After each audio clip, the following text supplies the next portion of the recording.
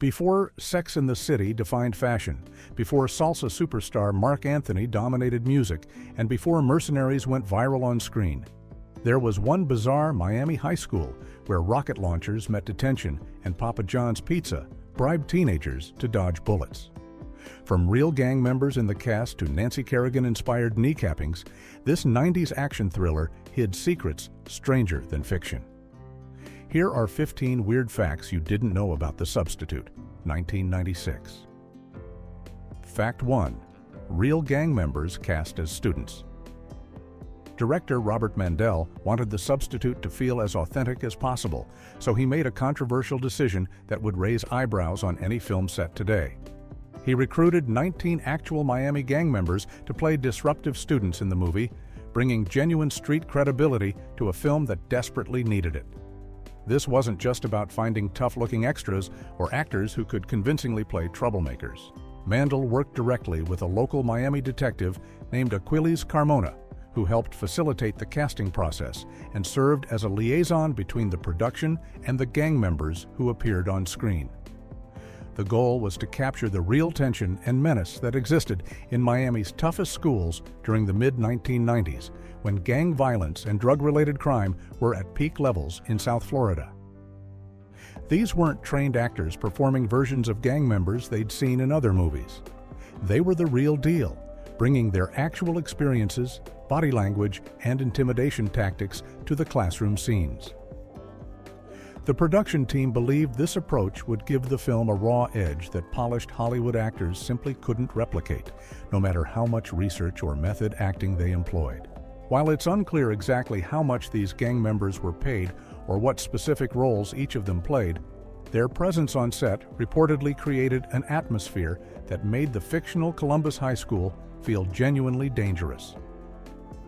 This casting choice reflected the grittier approach to action filmmaking in the 1990s, when directors were willing to blur the lines between reality and fiction to achieve a more visceral viewing experience. Today, such a casting decision would likely face much more scrutiny from studios and insurance companies. Fact 2. Summer school kids bribed with pizza. The production schedule for The Substitute presented an interesting logistical challenge when filming at Miami Senior High School. Since the movie needed to be shot during the summer months when school was out of session, the filmmakers faced a problem. They needed real students to fill the hallways and classrooms as background extras, but most students were enjoying their summer vacation. The solution was both practical and delicious. The production team turned to the students who were enrolled in summer school classes at Miami Senior High, essentially offering them a deal they couldn't refuse. These teenagers, who were already stuck at school during what should have been their time off, were recruited as unpaid extras for the film. To sweeten the arrangement and keep them motivated throughout the long shooting days, the production provided unlimited Papa John's Pizza to any student who agreed to stay after their regular summer school classes ended. This meant that students could finish their actual schoolwork and then transition directly into their roles as movie extras, all while being fueled by free pizza. It was a win-win situation. The filmmakers got authentic-looking high school students for their crowd scenes without having to hire professional extras. And the students got free food, plus the novelty of appearing in a Hollywood movie. The strategy worked remarkably well, keeping enough students on set to fill the backgrounds of classroom scenes, hallway sequences, and other shots that required a populated school environment. This behind-the-scenes detail reveals how independent action movies in the 1990s often relied on creative problem-solving and local resources, rather than big studio budgets. Fact 3. Marc Anthony's acting debut as a villain. Before Marc Anthony became one of the most successful salsa singers in history. Before he married Jennifer Lopez, and before he won multiple Grammy Awards, he made his very first acting appearance in The Substitute. He played Juan Lacasse, the main gang leader who terrorizes the school and serves as one of the primary antagonists.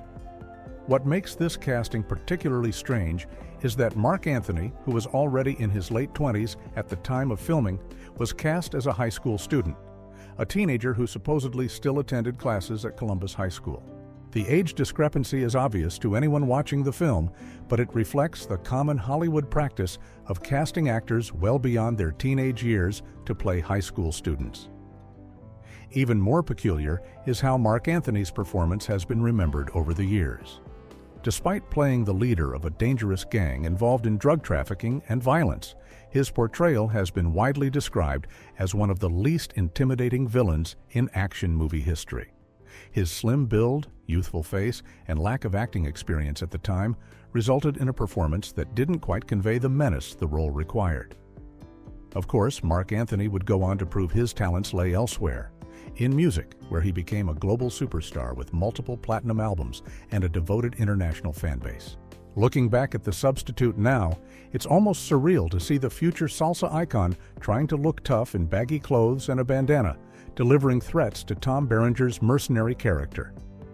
The role represents a forgotten footnote in Marc Anthony's career, a brief detour into action movies before he found his true calling on stage. Fact 4. Sex and the City costume designer's action movie. When you think of Patricia Field, your mind probably jumps to the glamorous, fashion-forward world of Sex and the City, where she created Carrie Bradshaw's iconic looks that defined an entire era of television style. Field would go on to win Emmy Awards and become one of the most celebrated costume designers in the entertainment industry, dressing everyone from Sarah Jessica Parker to Meryl Streep in The Devil Wears Prada. But before all that fame and recognition, Patricia Field worked on a gritty Miami action thriller about mercenaries infiltrating a gang-infested high school. The Substitute represents one of her earlier film credits, and it's about as far from the world of Manolo Blahniks and designer handbags as you can possibly get. Instead of crafting fashionable outfits for Manhattan socialites, Field was dressing gang members, tough students, and military mercenaries in a movie filled with violence and drug dealing. The contrast couldn't be more stark. This was a film where character authenticity mattered more than runway trends, where the costume budget likely focused on realistic streetwear rather than high-end fashion pieces. Field's involvement in The Substitute shows the diverse range of projects costume designers often work on early in their careers before they find their signature style or land the prestigious jobs that define their legacy.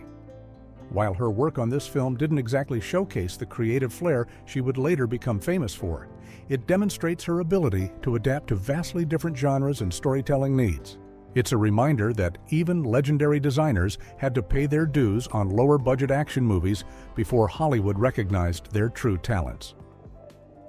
Fact 5. Nancy Kerrigan style. Attack scene. One of the most brutal moments in The Substitute occurs early in the film when Jane Hetzko, played by Diane Venora, is viciously attacked on a Miami beach in broad daylight. In the scene, thugs approach her while she's jogging and deliberately break her kneecap with a lead pipe, leaving her severely injured and unable to continue teaching. This attack serves as the inciting incident that brings Tom Berenger's mercenary character into the school as her substitute. What makes this scene particularly interesting is that it was directly inspired by one of the most infamous sports scandals of the 1990s. The attack was deliberately modeled after the January 1994 assault on figure skater Nancy Kerrigan, who was struck on the knee with a baton by an assailant hired by her rival Tonya Harding's ex-husband. The Kerrigan attack had occurred just 2 years before The Substitute was released, making it fresh in the public consciousness and instantly recognizable to audiences. The filmmakers replicated several key elements from the real-life incident. The attack happens in a public place with numerous witnesses nearby. The weapon specifically targets the victim's knee to cause maximum damage, and the assault is quick and calculated rather than random. This wasn't subtle homage or coincidental similarity. The scene deliberately evoked the shocking imagery that had dominated news coverage and tabloid headlines for months after the Kerrigan incident. By incorporating this real-world reference into their fictional story, the filmmakers added an extra layer of shocking brutality that audiences would immediately connect with, making Jane's injury feel more visceral and memorable than a generic movie attack scene might have achieved on its own. Fact 6. Director was actually a former teacher. Robert Mandel brought an unusual qualification to the director's chair for The Substitute. He had actually worked as a teacher before pursuing his career in filmmaking. Mandel spent time teaching junior high school chemistry, giving him first-hand experience with classroom dynamics, student behavior, and the daily challenges educators face. This background proved invaluable when creating the school environment depicted in the film, as Mandel understood the authentic rhythms of classroom interaction in ways that directors without teaching experience simply couldn't replicate. Rather than relying on Hollywood cliches about tough urban schools or creating stylized versions of what a classroom should look like, Mandel drew directly from his own memories and experiences to craft something that felt more grounded in reality.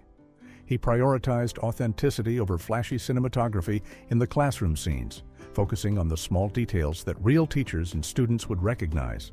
The way students slouch in their desks, how they interact when the teacher's back is turned, the specific power dynamics between educators and disruptive students. This commitment to realism extended beyond just visual details. Mandel understood the psychological aspects of teaching in challenging environments, which informed how Tom Berenger's character navigates his undercover role as a substitute teacher. The director knew that a real substitute walking into a tough school wouldn't immediately command respect, and he made sure the film reflected that reality. Mandel's teaching background helped ground the substitute in ways that elevated it above typical action movie fare, even if critics and audiences didn't always recognize the source of that authenticity. His experience in actual classrooms gave the film's school setting a credibility that purely action-focused directors might have missed. Fact 7. Helicopter-repelling spelling blunder. Sometimes the most embarrassing mistakes in movies aren't continuity errors or visible crew members in the background. They're simple spelling mistakes that somehow make it all the way through production, post-production, and final editing without anyone catching them. The Substitute features one such hilarious blunder during an early scene where viewers learn about the backgrounds of the mercenary team. In this sequence, on-screen text appears to detail the military specializations and combat skills of each team member. When the information for John Janus appears, the text lists his various qualifications and areas of expertise. Among these skills, the on-screen graphic reads helicopter repelling instead of the correct spelling, helicopter repelling. The error is particularly funny because repelling and repelling are completely different words with entirely different meanings. Repelling refers to the technique of descending down a rope, which is indeed a crucial military skill, especially when deploying from helicopters. Repelling, on the other hand, means to drive something away or cause something to be repulsed, like how magnets repel each other. So according to the film's text, this mercenary special skill involves making helicopters go away rather than knowing how to properly exit one using ropes. What makes this mistake even more embarrassing is that it appears in a scene specifically designed to establish these characters as elite, highly trained military professionals. The misspelling somehow survived multiple stages of production where someone should have caught it, from the graphic designer who created the text, to the editors who reviewed the footage, to the director and producers who approved the final cut. Yet there it remains in the finished film, a permanent testament to the kind of small oversights that can slip through even on professional productions. Fact 8. Diane Venora came fresh from Heat. Diane Venora's career trajectory took an interesting turn in 1996 when she appeared in The Substitute. Just 1 year earlier, she had starred in Heat, Michael Mann's critically acclaimed crime thriller that featured powerhouse performances from Al Pacino and Robert De Niro.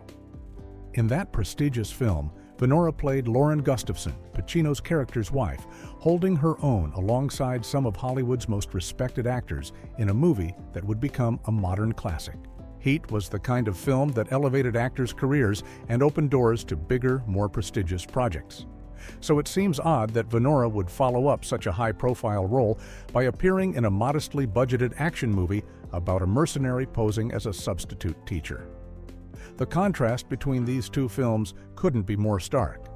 Heat was a meticulously crafted, beautifully shot crime drama with A-list stars and a substantial budget, while The Substitute was a mid-tier action thriller aimed squarely at fans of straightforward revenge stories. What makes Venora's role in The Substitute even more unusual is that she spends the vast majority of her screen time with her leg in a cast, recovering from the kneecap injury her character suffers early in the film. This meant her performance was largely limited to hospital and home scenes where she's either bedridden or hobbling around on crutches, unable to participate in any of the action sequences. She essentially serves as the motivation for Tom Berenger's character rather than being an active participant in the story. While actors often take a variety of roles for different reasons, scheduling, personal interest, financial considerations, Venora's jump from Heat to The Substitute remains one of those head-scratching career choices that illustrates how unpredictable the film industry can be. Fact 9. 3 direct-to-video sequels. Without Berenger. The Substitute proved successful enough at the box office to spawn not just one sequel, but 3 of them, creating an entire franchise around the concept of mercenaries going undercover in troubled schools. However, Tom Berenger, who played the lead role of Jonathan Shale in the original film, didn't return for any of these follow-ups. Instead, the sequels starred Treat Williams as a different mercenary character, essentially rebooting the concept with a new protagonist while maintaining the same basic premise. The 3 direct-to-video sequels were The Substitute 2, School's Out, released in 1998, The Substitute 3, Winner Takes All, in 1999, and The Substitute 4, Failure is Not an Option, in 2001. Each installment followed the same basic formula. A trained military operative goes undercover at a school to combat various forms of corruption and crime. However, each sequel tackled different issues and scenarios to keep the franchise feeling somewhat fresh. The second film dealt with a car theft ring operating out of a Brooklyn high school. The third installment focused on steroid use and corruption in a college athletics program. The fourth movie confronted white supremacist groups and neo-Nazi elements infiltrating a military academy. Despite the different settings and villains, all 3 sequels followed the same template established by the original. A tough, skilled operative uses his military training and street smarts to clean up an educational institution from the inside. The fact that this concept sustained 4 separate films, even if the later ones went straight to video rather than theatrical release, suggests there was a genuine audience appetite for this particular brand of action movie, where military expertise meets educational institution dysfunction in spectacularly violent ways. Fact 10. Writers' Retirement Fund franchise screenwriter Roy Frumkes has one of the more amusing behind-the-scenes stories related to the Substitute franchise, and it involves a contract clause that ended up being far more valuable than anyone initially expected. When Frumkes wrote the screenplay for the original film, he negotiated his contract in a way that specifically protected his involvement in any potential sequels. The language was crafted so carefully and precisely that when the producers decided to make follow-up films, they legally couldn't remove Frumkes from the projects or cut him out of the profits. This meant that even though the sequels were produced years later and featured different actors, directors, and even different main characters, Frumkes remained attached to the franchise through his original contract. In personal communications and interviews over the years, Frumkes has described this ongoing income stream from the Substitute sequels as essentially his retirement fund. The irony wasn't lost on him. He had written what he fully acknowledged was not intended to be high art or a prestigious dramatic work. The Substitute was always meant to be straightforward action entertainment, the kind of movie designed to fill theater seats and later rental shelves rather than win awards or critical acclaim. Yet this unpretentious action script ended up providing Frumkes with long-term financial security through the 3 direct-to-video sequels that followed. His story illustrates an important lesson about the film industry. Sometimes the project's actors and writers don't take too seriously can end up being the ones that pay the bills for years afterward. While prestige projects might win awards and critical respect, it's often the commercial genre films that generate sustained revenue through sequels, home video releases, and various other revenue streams. Fact 11. Rocket launcher fired in school hallway. Action movies in the 1990s were known for pushing boundaries and featuring increasingly outrageous set pieces, But the substitute includes a moment that stands out even among that decade's excess. During the film's climactic shootout sequence, one of the mercenaries actually fires a rocket launcher down a school hallway, creating an explosion of debris, fire, and destruction inside what's supposed to be an educational institution. This scene perfectly encapsulates the film's willingness to blend two wildly incompatible elements: the everyday setting of a high school and the extreme violence typically reserved for war movies or military action films. The image of a weapon designed for destroying tanks and armored vehicles being used inside a building where teenagers attend classes creates a jarring contrast that's both absurd and memorable. The scene was clearly designed to be the ultimate escalation in the film's action sequences, taking the violence to an almost comically over-the-top level that audiences wouldn't soon forget. It's worth noting that this wasn't just a quick cutaway shot or something implied off-screen. The film actually shows the rocket launcher being fired, the projectile traveling down the corridor, and the resulting explosion in all its pyrotechnic glory. The logistics of filming such a scene would have required careful coordination with special effects teams, stunt coordinators, and safety personnel to ensure no one was injured during the explosion. The decision to include this moment reflects the mid-90s action movie philosophy that bigger was always better, and that audience expectations for violence and spectacle needed to be constantly exceeded. While later films might have been more restrained about depicting such extreme violence in a school setting, the substitute embraced the absurdity fully, creating one of the most memorable and ridiculous moments in 1990s action cinema. Fact 12. Opened at number 2 against Primal Fear. When The Substitute hit theaters in April of 1996, it faced stiff competition from other releases that weekend, yet still managed to perform respectably at the box office. The film opened in the number 2 position behind Primal Fear, the legal thriller starring Richard Gere and featuring Edward Norton's breakout performance that would earn him an Academy Award nomination. Despite the mixed to negative reviews from critics who dismissed it as formulaic action fare, The Substitute pulled in over $6 million during its opening weekend, which was considered a solid debut for a mid-budget action film without major A-list stars. The movie's theatrical run proved surprisingly durable as it continued to attract audiences over the following weeks and eventually accumulated a domestic gross of $14.8 million. For a film that cost relatively little to produce and wasn't expected to compete with big-budget blockbusters, this box office performance represented a genuine success. The numbers were strong enough to convince the producers and studio that the concept had commercial potential, which directly led to the development of the 3 direct-to-video sequels that followed over the next several years. The Substitute's box office achievement also demonstrated that audiences in the mid-1990s had an appetite for this particular type of action movie. Straightforward, unpretentious revenge thrillers with a clear good versus evil dynamic and plenty of violence. The film benefited from counter-programming against more serious dramatic releases, offering viewers who just wanted action and explosions an alternative to the weightier films dominating theaters at the time. While The Substitute was never going to compete with major blockbusters for top box office spots, its respectable performance proved there was still room in the theatrical marketplace for modestly budgeted genre films with simple premises. Fact 13. Filmed at actual Miami Senior High location, authenticity was crucial to The Substitute's gritty atmosphere, and the production achieved this by filming almost entirely at Miami Senior High School, a real educational institution in South Florida. The school served as the primary location for the fictional Columbus High School depicted in the film, with its hallways, classrooms, and exterior shots all captured at this actual working school.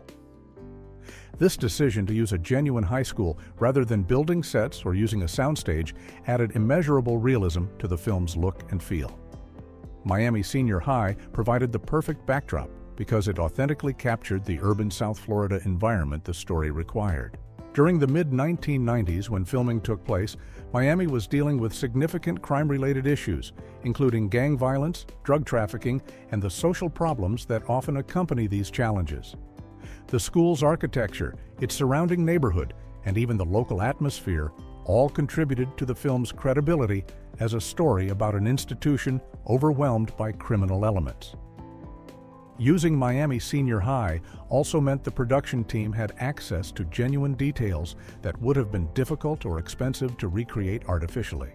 The specific style of lockers, the layout of classrooms, the way sunlight filters through windows, and countless other small elements that make a location feel real rather than fabricated. The school's administration presumably allowed filming during summer months when students weren't in regular session, though as mentioned in earlier details, summer school students were recruited as extras. This arrangement gave the production team nearly unlimited access to the facility while minimizing disruption to actual educational activities. The choice to film at a real Miami high school rather than a Los Angeles soundstage or generic institutional building gave the substitute a sense of place and authenticity that elevated it above similar action films. Fact 14. Only 2 mercenaries survived the finale. Action movies typically follow predictable patterns, especially when it comes to teams of heroes fighting together against overwhelming odds. Usually, most or all of the good guys make it through to the end, perhaps losing one member in a dramatic sacrifice that makes the final victory feel more meaningful. The substitute takes a notably darker approach to its climactic school shootout, resulting in a body count that's unusually high for the heroes. By the time the final confrontation ends, only 2 members of the mercenary team remain alive: protagonist Jonathan Shale, played by Tom Berenger, and his teammate, Joey Six. The other mercenaries who participated in the mission to clean out the gang and corruption at Columbus High School all die during the violent finale, making this one of the bleakest endings in 1990s action cinema. What makes this outcome even more striking is how casually the film treats it. Rather than dwelling on the losses or having an emotional scene where the survivors mourn their fallen comrades, the movie simply moves on. In fact, the final moments show Shale and Joey Six discussing potential future operations where they might work as substitute teachers again, essentially treating the deadly mission they just completed as simply another job. This matter-of-fact attitude toward violence and death reflects a certain cynicism about the mercenary lifestyle. These are professionals who understand that casualties are part of the business and dwelling on losses isn't productive. The ending suggests that despite the high cost in human lives, the mission was successful enough that they'd be willing to do it again elsewhere. This unusually grim conclusion sets The Substitute apart from most action films of its era, which typically aimed for more triumphant or at least bittersweet endings rather than this almost nihilistic approach. Fact 15. Roger Ebert's exhausted 1-star review. Legendary film critic Roger Ebert had a reputation for thoughtful, detailed reviews that engaged seriously with movies regardless of their genre or budget level. However, his 1-star review of The Substitute stands out for its unusual opening line, which perfectly captured his frustration with formulaic action cinema in the mid-1990s. Ebert began his review by writing, "I am so very tired of this movie. I see it at least once a month." This opening wasn't actually a criticism of The Substitute specifically, but rather an expression of exhaustion with the entire genre of predictable, paint-by-numbers action films that Hollywood was churning out at the time. Ebert's point was that The Substitute represented a type of movie he'd reviewed countless times before. The same basic plot structure, the same character archetypes, the same progression of violence leading to the same inevitable conclusion. His weariness wasn't personal to this particular film or its filmmakers, but rather reflected the fatigue of a professional critic who had to watch virtually identical movies month after month, year after year. The fact that he could describe seeing this movie once a month, despite The Substitute being brand new, perfectly illustrated how interchangeable these action films had become. Different titles, different actors, slightly different settings, but essentially the same movie recycled over and over with minor variations. Ebert's review captured a larger truth about mainstream action cinema in the 1990s. Studios had found formulas that worked commercially and were endlessly repeating them, leading to a glut of similar films that blurred together in critics' minds. While The Substitute found its audience and performed adequately at the box office, Ebert's exhausted reaction reflected the perspective of someone who simply couldn't get excited about another iteration of the same story he'd already seen too many times.